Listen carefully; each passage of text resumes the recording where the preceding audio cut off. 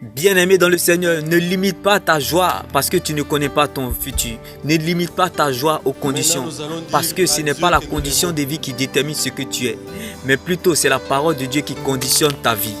Car la Bible déclare, tout ce qui est et se fera a été fait autrefois. Rien n'est caché sous le soleil. Alors, on ne naît pas pour devenir quelqu'un, mais on naît pour être ce que nous sommes. Bien-aimés, on ne court pas pour ce qu'on est, mais on court pour ce qu'on n'est pas. Comme la Bible pouvait nous le dire, Esther était orpheline de père et de mère, bien-aimée. Mais, bien-aimée, elle avait un avenir incertain. Mais parce qu'elle avait Dieu dans sa vie, bien-aimée, son avenir était certain. Alors laisse-moi t'annoncer cette bonne nouvelle en ce jour.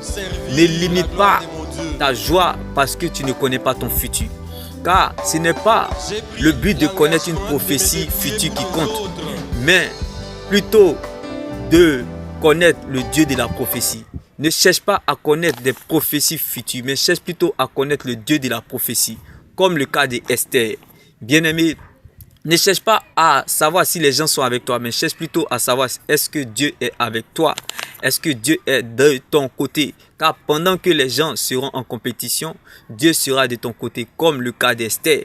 Bien-aimé, ne cherche pas à savoir comment Dieu va le faire, mais cherche plutôt à savoir que Dieu va le faire, comme le cas d'Esther. Bien-aimé, laisse-moi t'annoncer cette bonne nouvelle en ce jour. Ne limite pas ta joie parce que tu ne connais pas ton futur, bien-aimé.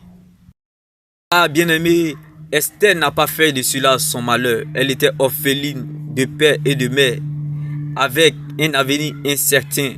Mais avec le Dieu de la certitude, son avenir est devenu certain. Bien-aimé, c'est pour cela, laisse-moi t'annoncer cette bonne nouvelle en ce jour. Si tu fais de la parole de Dieu ton roi, comme le cas d'Esther, tu deviendras sa reine, comme la reine Esther, bien-aimé. Si tu fais de Dieu tes priorités, tu deviendras son projet, comme le cas d'Esther. Alors, laisse-moi t'annoncer cette bonne nouvelle en ce jour. Pendant que les gens seront en compétition, Dieu sera de votre côté. Oui, bien-aimé, pendant que les gens seront en compétition, Dieu sera de votre côté. Pleure en regardant aujourd'hui comme Esther, quand elle était orpheline de père et de mère, en regardant un avenir incertain. Mais vois en vérité ce que Dieu te réserve demain, comme le cas d'Esther lorsqu'elle est devenue reine. Laisse-moi te dire, bien-aimé, que pendant que Esther était dans son malheur, Dieu voyait une reine.